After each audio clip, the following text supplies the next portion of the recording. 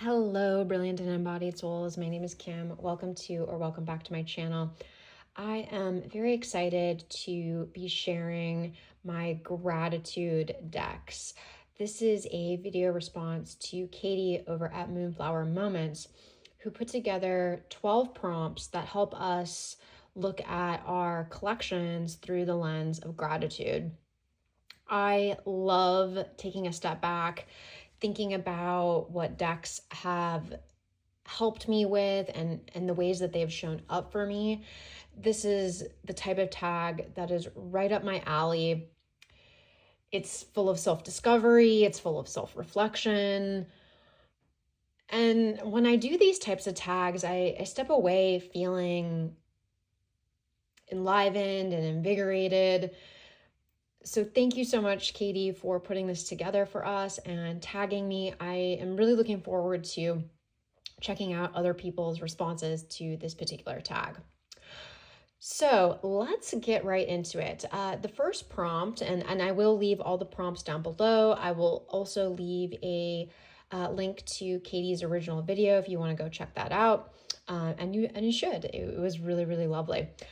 So our first prompt is the deck that has stood by my side through my darkest moments. For me, that's going to be the Remembering the Sweet Fool tarot this year, and I am thinking about all the decks I chose in terms of this year. Some of these decks I acquired this year, some of them I didn't, but these are really the decks that I'm super, super grateful for in this particular year. And my darkest moments this year were aided by this gem of a deck. I do have the pocket edition. I don't know if the regular size is available.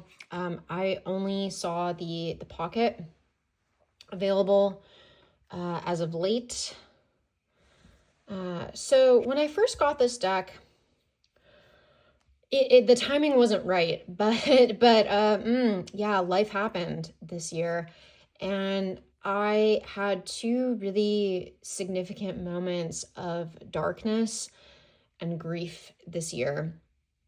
This deck came through for me. It has how to describe this deck? It's really hard for me to actually describe it. It is a very strange deck.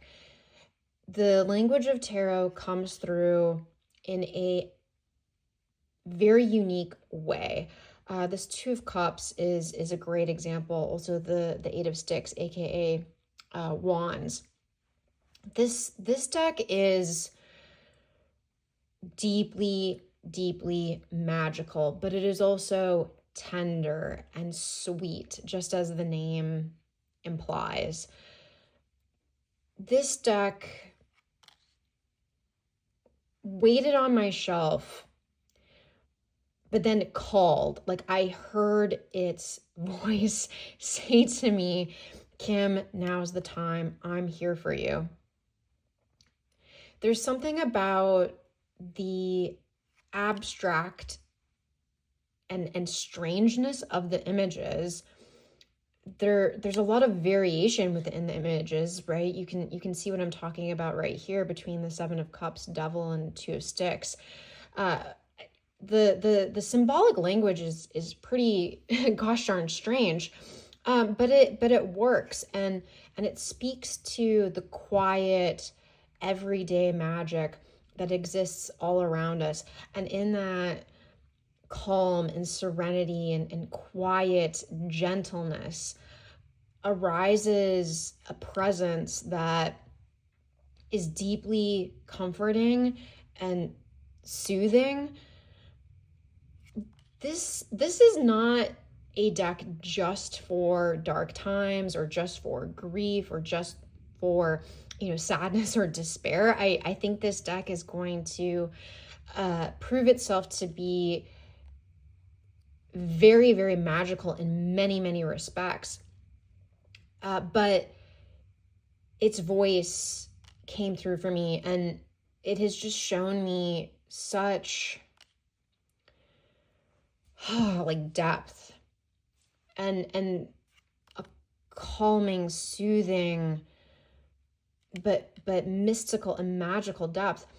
This deck is really beyond words. If I'm being honest, I just get this feeling inside of my body that tells me it's going to be okay, and that there's a presence within this deck that is here to aid me and guide me and support me. It is a very like nature-based deck, a very place-based deck.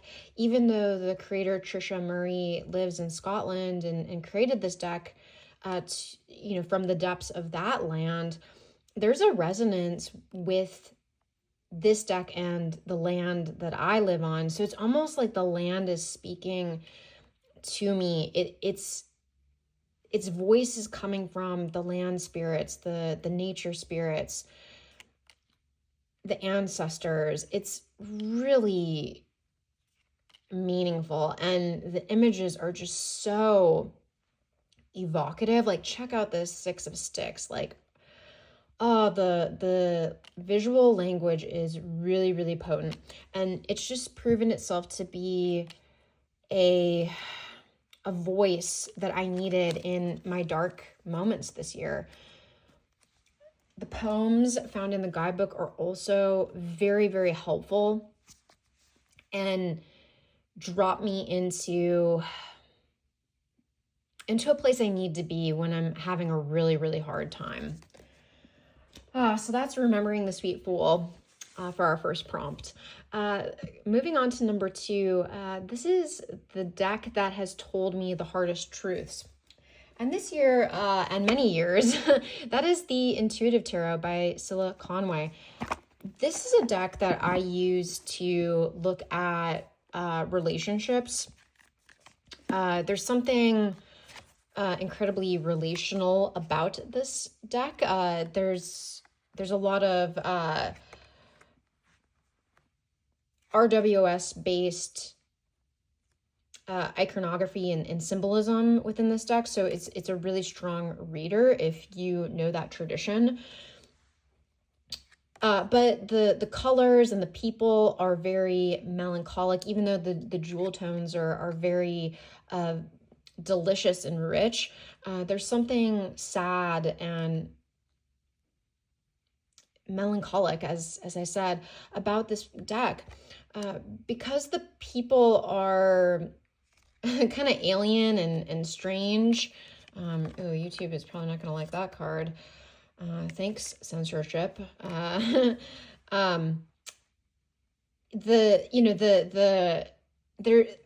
just something that comes across about relationships really well for me in this particular deck.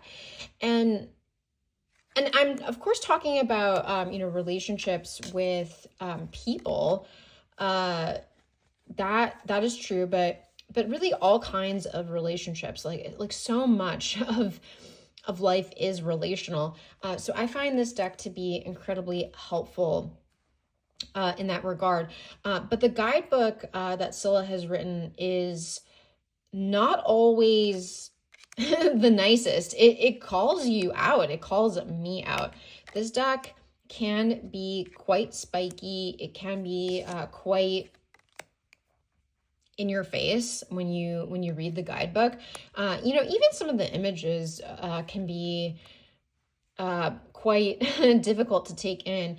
This Five of Cups, this is like I get the feels. This is a deep feeling kind of deck, and because of that, it just calls me out. It's a really, sorry guys, just YouTube's algorithms are just messing with me right now. I want to be able to share the decks as they are, but again, censorship. Anyway, I just get really clear and potent messages from this deck. You know, it does not tell me what I want to hear most of the time. It tells me what I need to hear, and we all need decks that function like that in our collections. And this deck is really, really spiky, and you might have gotten that sense from some of the cards that was shown, and you know, it's not messing around. It packs a powerful punch, that deck. And Scylla Conway's art, beautiful. Again, she's actually a really strong writer. So it's just an all-around great deck. Okay, number 3, a deck that gave you language for your feelings. And that is going to be the Wisdom of the Wild Things. I talked about this oracle in a video I did a while back about oracle decks to help us or meet us in our emotions. This deck was, sorry guys, my light's gonna get picked up, so hopefully I can do what I need to do. This is just really a really sweet and gentle deck, but it's also kind of bizarre and creepy. And as I mentioned in that particular video, I do a lot of internal family systems therapy with my clients, but I practice what I preach. So I do tons and tons of parts work. I explore my emotions through the lens of different parts of me. And my parts, when I visualize them, look like these creatures. There's just such a resonance between the artist who did this deck and my own internal experience. I feel so seen by this deck, and just really it touches me. I feel so connected with this deck. And there is a lot of mention of various kinds of emotions on the cards themselves, but in the guidebook as well. There's hopeful and pleasant and enjoyable emotions discussed, but also really difficult things like anxiety with Mind That Monkey. It's a really, really great deck to maybe do some inner child work, again, parts work. I find it to be a really, really gentle and soothing companion in my journey. And I'm really, really grateful that I brought this deck into my collection. I didn't bring it in this year. I think it was last year, but I did use it quite a bit this year for the purposes that I have mentioned in this video and that I mentioned in that Oracles for Emotions video. Okay, number 4, the deck that opened my eyes to what I could be. For this, I chose another oracle, and I chose the Death Doula Oracle. This is a deck that really celebrates who I am as a somatic psychotherapist. It holds space for me in that capacity and beyond. This deck has shown that I can hold myself and others in the depths of loss and grief. So much of the work that I do eventually comes back to grief. And it has taken me quite a long time to understand that grief is a fundamental part of life, and being equipped and having tools to work with that is essential. This year and this deck really opened my eyes to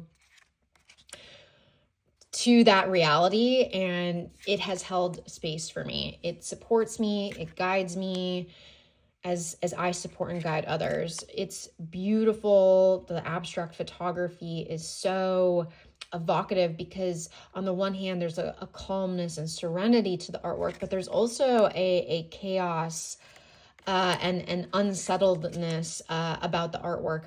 that really creates a interesting tension within myself when I look at the images. And within that tension, I arrive at the paradox that is life. If we want to love, we're going to have to grieve. Grief and love are two sides of the same coin. So much of the imagery in this deck points to the paradoxical nature of reality, and that is opening up a lot for me this year.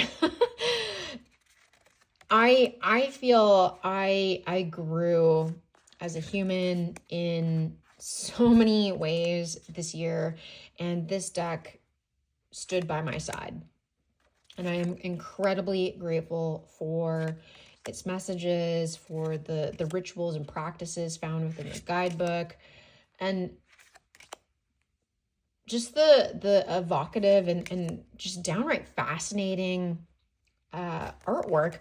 I look at the artwork and I'm like, what on earth is going on here? What is depicted? What does it mean? I find myself incredibly intrigued by this photography. So I just find a lot of gratitude for this deck. It is not just a death doula, it is a life doula. And I felt that acutely this year, and it is helping me step into that role even more than maybe what I have in the past. Okay, so those 4 prompts were quite heavy. Moving forward, a lot of the prompts are going to be a little bit more light and playful. So number 5, the deck that dared me to live, and I have the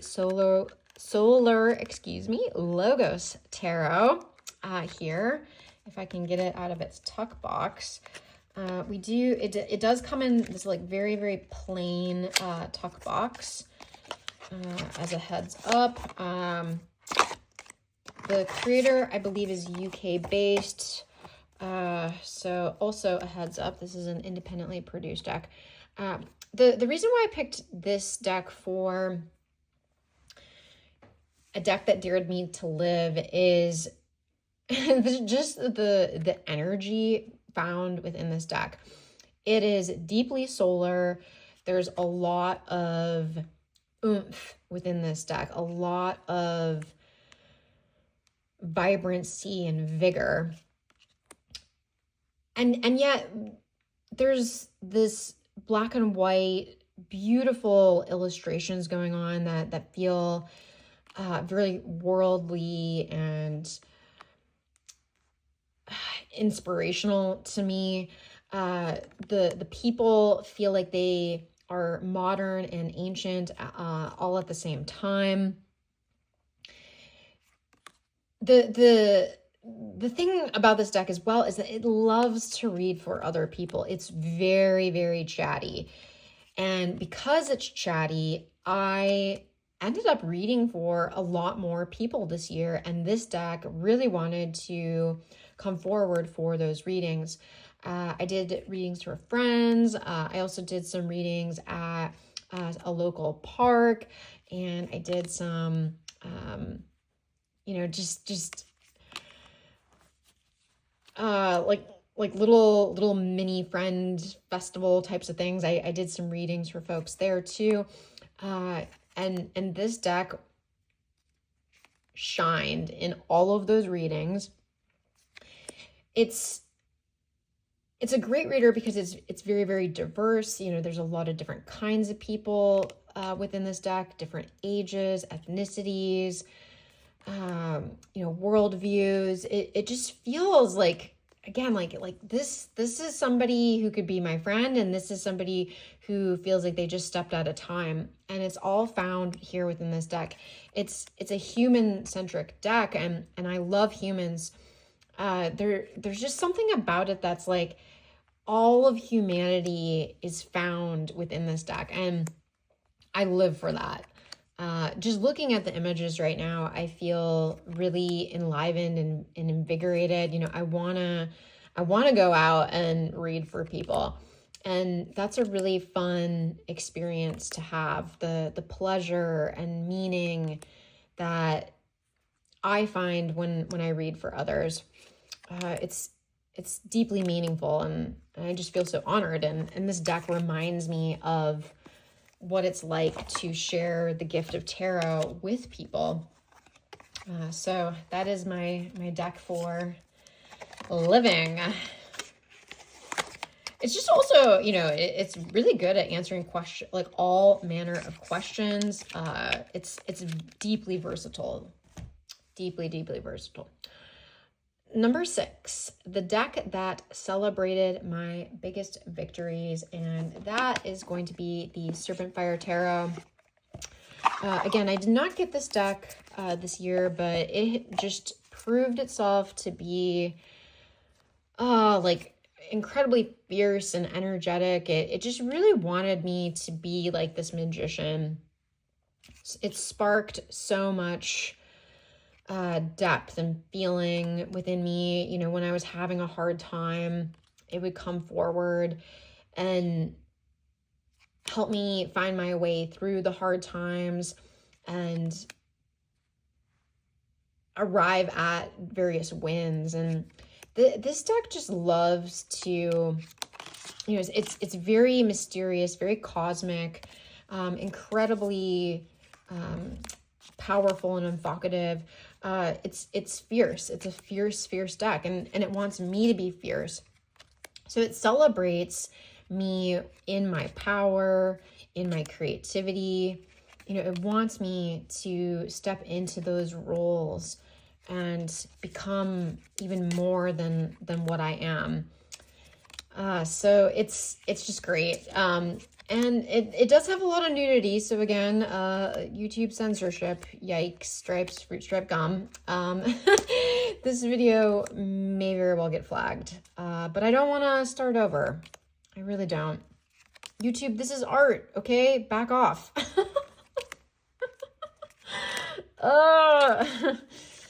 We live in some difficult and dark times.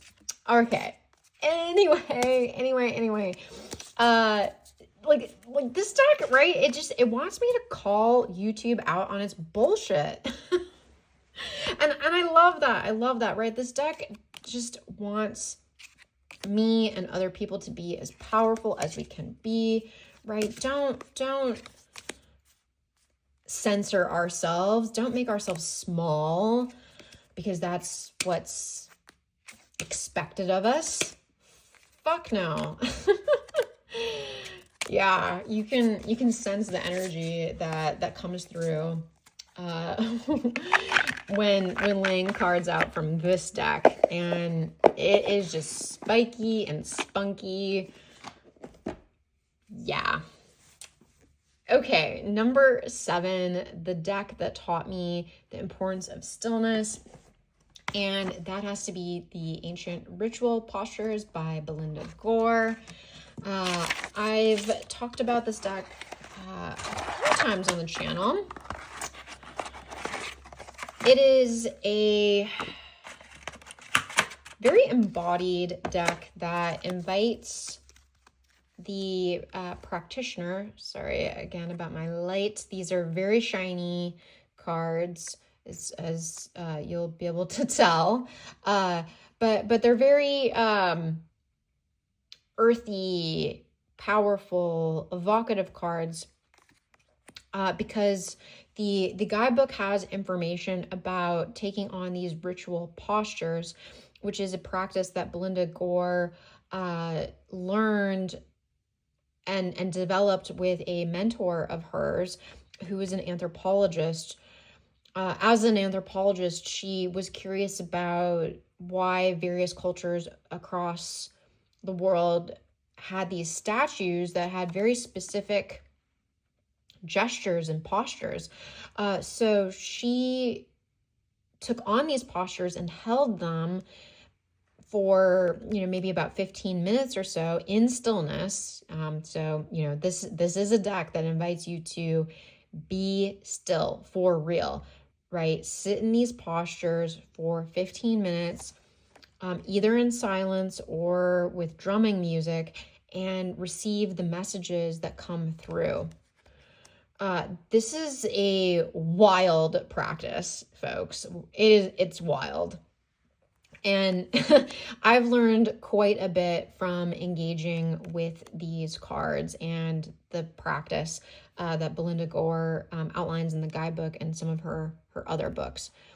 It's very, very powerful. But just on its own, this deck, if even if you're not doing the postures in this somatic ritual way, the messages that come from the cards are incredibly spiritual and deep.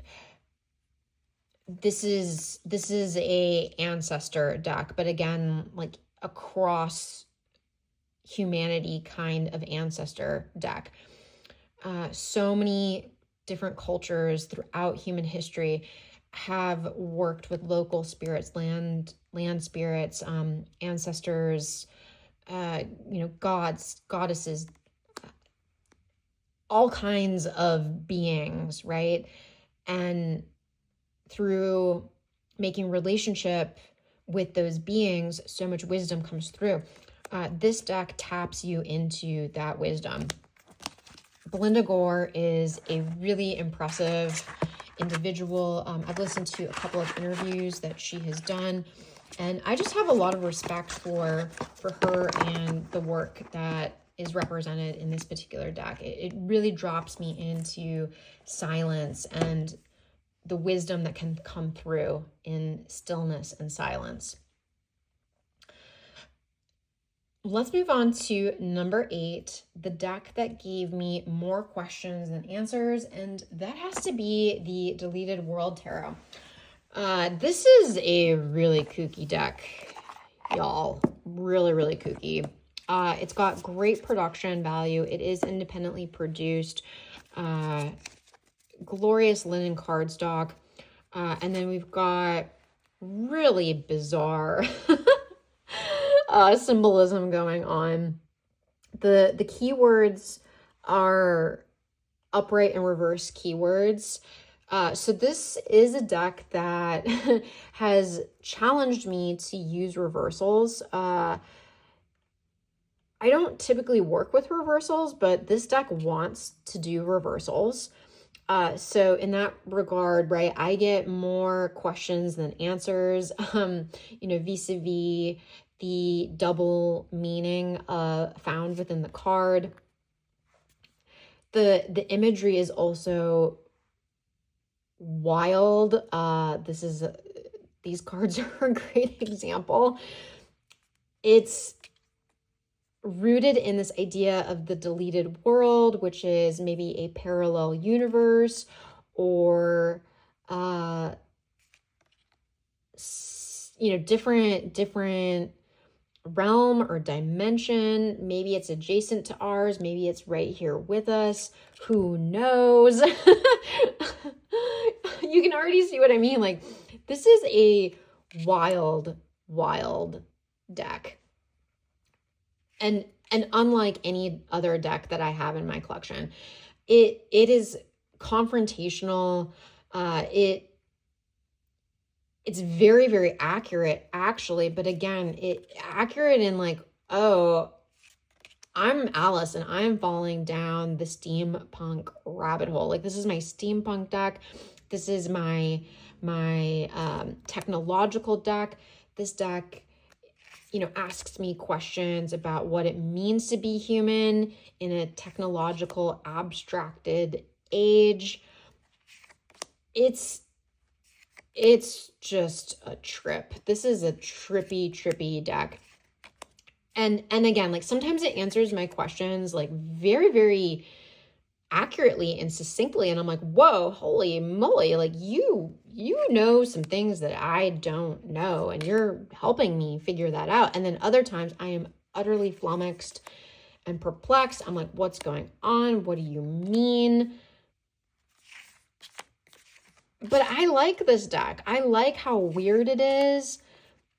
it feels like incredibly postmodern. You know, it's a deck that's like a mashup of old, new, just as the name suggests, right? There's things that have been deleted, erased, pixelated,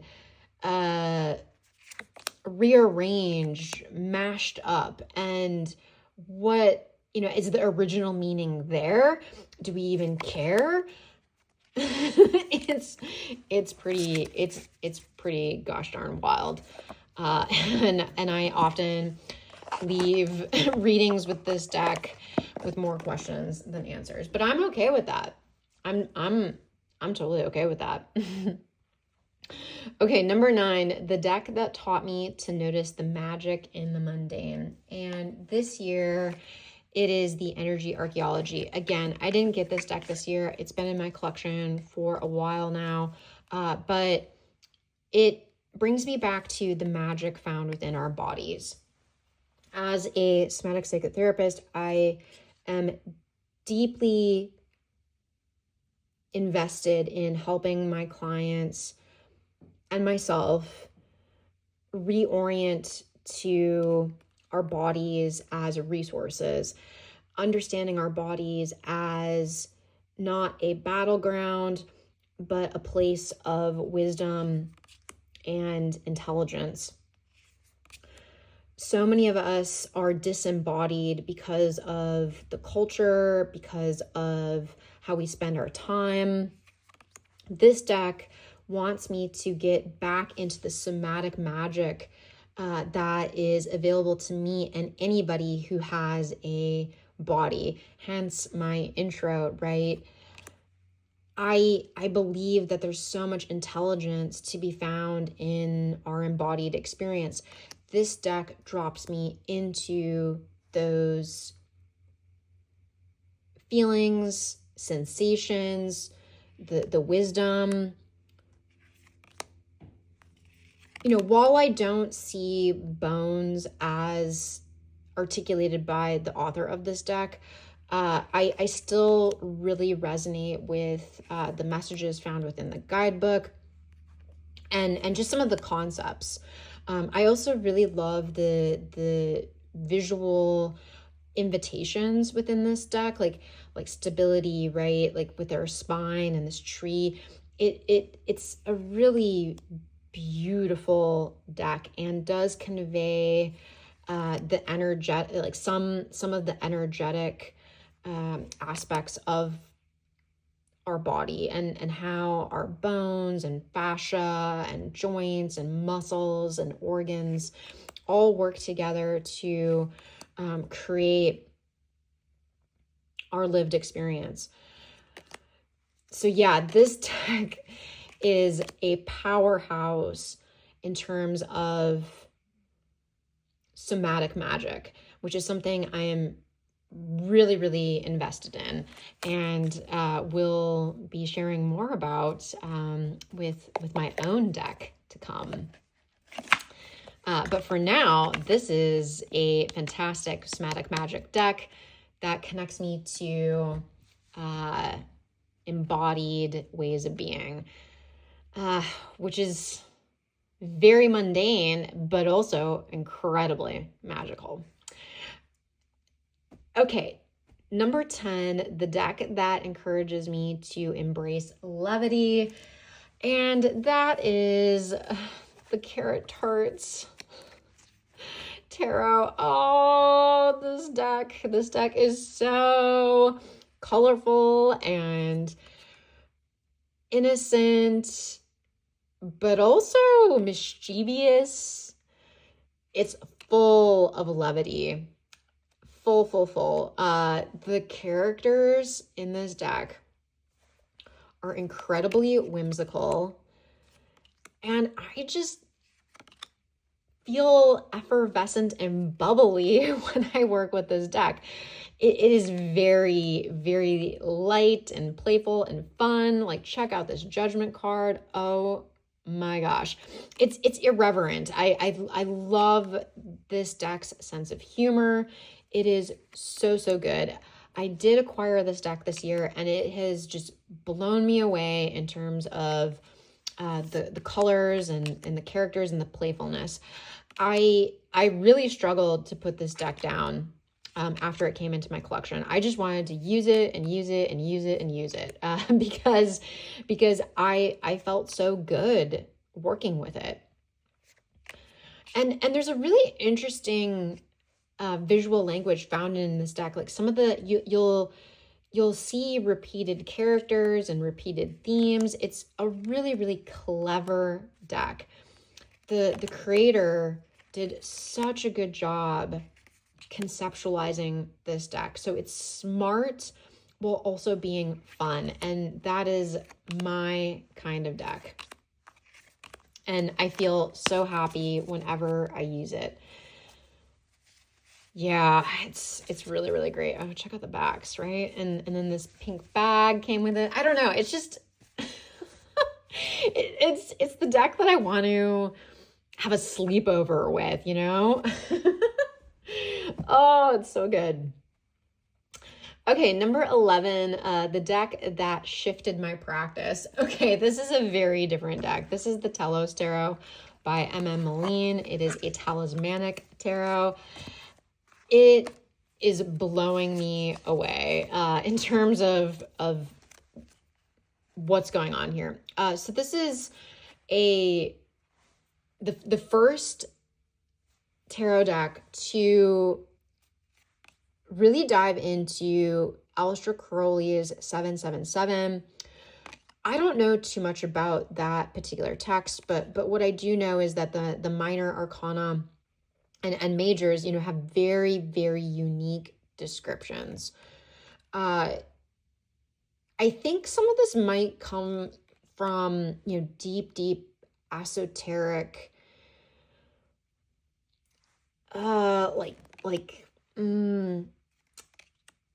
stories and ideas that have been passed down for quite a long time within the Western ceremonial magic tradition. And that's not really how I've oriented within my card practice or my spiritual practice. I've tended to be more somebody who works.